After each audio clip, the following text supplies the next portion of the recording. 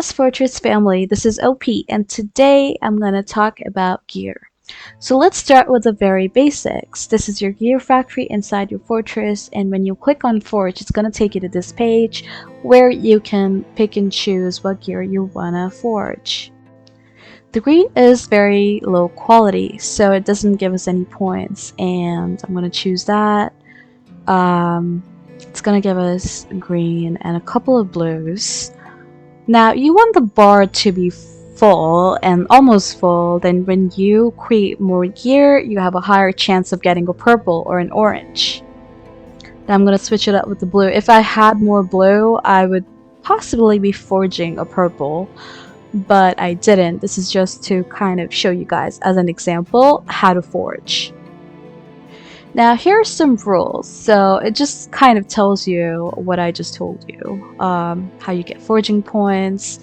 Every 100 forging points you get an elite or better gear, and for every 500 you can receive an epic, which is an orange. So that's pretty cool. Now let's move on to producing gear. So you can actually choose, what materials you want to be able to see from which season, so essentially you can go back and produce whatever materials you may require. I'm gonna select this one, the green one, right. The red button at the top, you can get rid of some of them, and the dump button on the right side, well, you can just get rid of all of them, but you don't want to be doing that. You want to constantly make a material unless you accidentally got rid of them.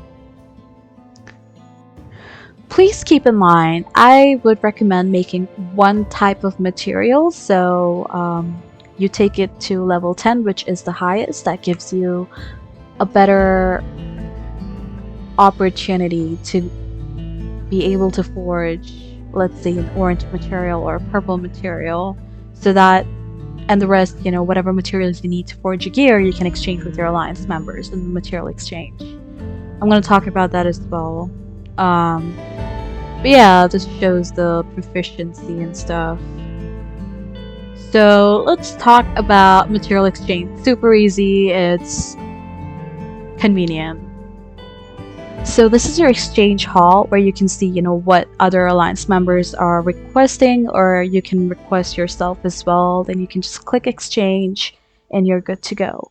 Also, let's say I don't want to give this person 2, so I can reduce it to 1 and exchange. So that way I get to keep 1 and I get to trade 1. Again, you can select, all the requests from season 0, 1, 2, and whatever season you're in. This is exchange record. This is my exchanges. So this is how you can request an exchange, and you're able to see what materials you have and how much of it, so you know exactly what you need.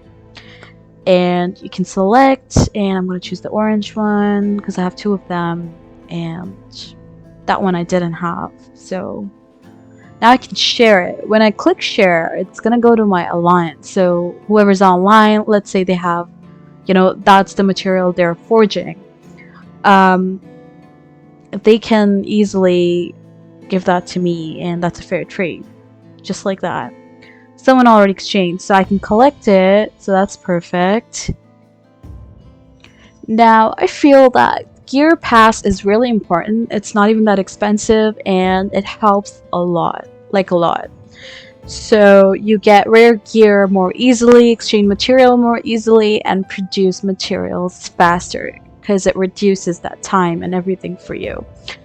If you look over here, it tells you exactly what it's going to do. And this pass is valid for 30 days. So you have, for $6 to $7 for 30 days you're producing more materials, more gear, etc., etc. It's going to open these lock slots for you so you can exchange more materials. Now, I want to talk about selecting and placing gear on heroes. This is very important, right? So you click on your heroes. I'm going to click on Kelly. You see over there at the top, beside the level 126, you'll see empty slots, because I don't have gear on her. I do have her special gear. Obviously, special gear for heroes is always better, but again, not everyone's gonna buy it and so forth. So But I do have it, so I'm gonna place that over there in the first slot. Gives her benefits specifically for Kelly. That's her helm, and that's her chest piece, and her jewelry. Perfect. She looks nice. Okay, so I'll go to Quinn, and this is how you know exactly what to put on what hero. If you look at her primary skill, it says attack damage, okay? So heroes are either gonna be attack damage or weapon damage. This is a tank, again, that's gonna be attack, so intellect. I will also show you strength. So if you go to Kelly again, right, it shows weapon damage. So that's for strength, okay? And that's kind of how you find out what kind of gear is needed on which hero. So, pretty interesting stuff, I would say. And I know there's a lot you need to look at, but that's what makes the game more fun, because there's a lot you need to work around.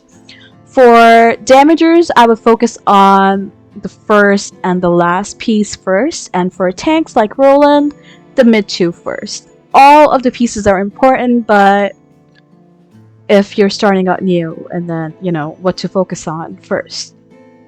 Level up gear and expedition. So it's actually super easy. I'm gonna click on Roger, and you see that's a level 10 over there. So I'm gonna level that up. Purple can go up to 15, so I'm just gonna click on enhance. It takes the tins right over there, okay? These are the ways you can get tins, but obviously the easiest is expedition. I'm gonna show that to you later. I maxed it out. If I click on an orange though, it will take a lot of tin and superchargers. Superchargers are required from level 15 to level 20 for now, and eventually level 30. So there's that.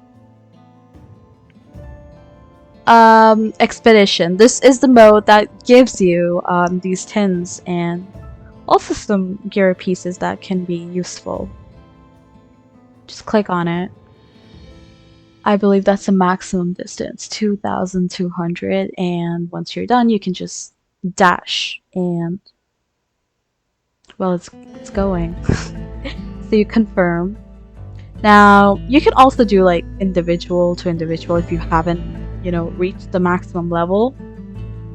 Quick select these things and begin. You place your toughest, the best lineup you have, and you're gonna click fight. So fight. You can skip it. I can skip it, you can skip it, everyone can skip it, but anyway. Yeah, so you collect that and you have everything over there. Now you have more tin. Alright, this is super, super, super important, okay? Types of gear, Season 0 to Season 5. In Season 0, we have 4 types of gear. Reaper, that's for weapon damagers. Hurricane, that's for attack damagers. Castle STR, that's for weapon attack tanks. And Castle Intellect, that is for attack tanks. So tanks are your front row, damagers are usually your back row unless you're running 1 tank and 4 damagers. Season 1 we have Apocalypse STR, that's for weapon damagers. Apocalypse Intellect, that's for attack damagers. Death Strength, that's for weapon damagers, and Death Intellect, that is for attack damagers. Season 2, we have Tough Wall and Heal. Tough Wall goes on your tanks. Heal is for healers like, let's say, Jessie and Alyssa, but honestly, that is not the gear I ever use or I have ever used. I don't like it, to be honest. Season 3 is when the good stuff really starts, because let me show you why.